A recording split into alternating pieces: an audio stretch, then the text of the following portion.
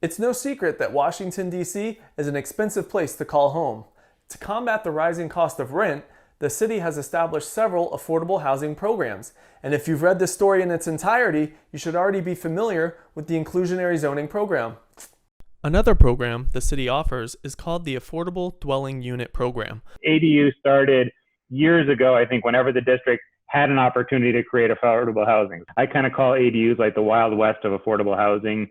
That's because prior to the IZ program, each property had its own specific negotiation with the district on how many affordable units they would provide and at what cost, which means different buildings have different pricing structures ranging anywhere from 30% to 80% of the area median income, which for Washington, D.C. is a whopping $126,000 a year. Different buildings have different requirements as far as what income levels the units are at, how many units, what the size of the units are, what the affordability term is, things like that. The ADU program is still managed by DC's Department of Housing and Community Development, and properties are monitored for compliance.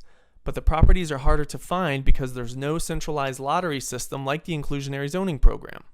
Recent college graduate Jonathan Franklin used the ADU program to find his first apartment after living with roommates for several years.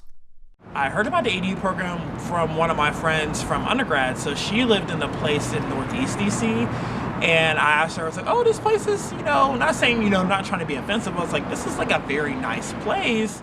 Jonathan wondered how a recent college grad was able to afford such nice digs on an entry-level salary.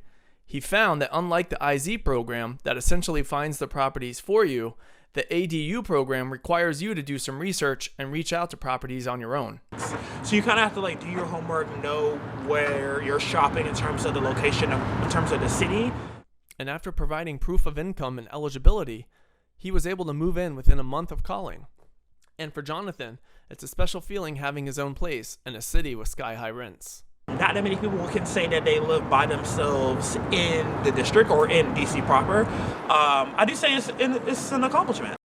Although there is currently no centralized location to find ADU properties, the city is currently working on setting up a dashboard similar to the IZ program dashboard shown here, and should be up and running by May 2020. So if you're in a rush to find affordable housing, the ADU program might be worth looking into. It might be the wild, wild west of affordable housing programs, but with some research and a little homework, you might just have a little luck.